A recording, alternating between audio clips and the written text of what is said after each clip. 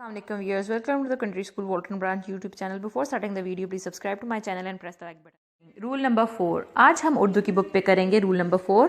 इससे पहले आप रूल नंबर 1, 2 और 3 कर चुके हैं पिछले दिए हुए पेजेस पे। आज हम करेंगे रूल नंबर 4।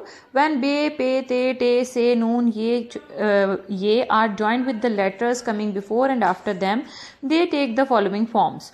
जब बे पे ते टे से नून ये की आदेश काल के पहले और आखिर में जब दूसरे हरूफ को जोड़ा जाता है तो ये एक नया लफ्ज़ बन जाता है। फॉर एग्जाम्पल बे दरमियान में आ रहा है, उससे पहले चे आता है, उसके बाद अलीफ नून अलीफ आता है तो ये चबाना बन जाता है। इसी तरह सबक, कबर, सुबह, सबर, अखबार, इन सब में आगे और पीछे अल्फाज लिखे गए हैं बे के, तो ये नए लफ्ज़ बन गए हैं। इसी तरह पे की आदेश काल दरमियान में इस्तेमाल हो रही है, जिस तरह सीन पेश आ रहा है पे से पहले और अलीफ रे छोटी आ रहा है तो ये सुपारी बन गया। इसी तरह कपास बन गया। बीच में हम पे को इस्तेमाल कर रहे हैं और आगे पीछे उसके हरूफ हैं।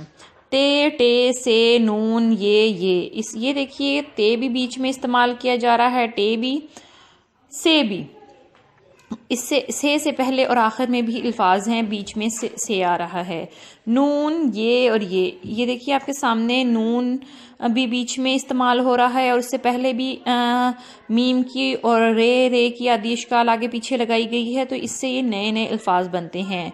मंदिर, जनाब, बंदर, बताना। इसी तरह छोटी ये में भी ईद, सियारा, प्यारा। ये में कैद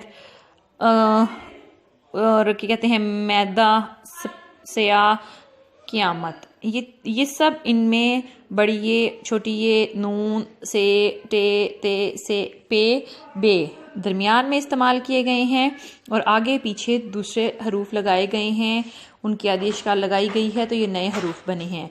आई होप, मुझे उम्मीद है कि आपको ये रूल समझ में आ गए हों।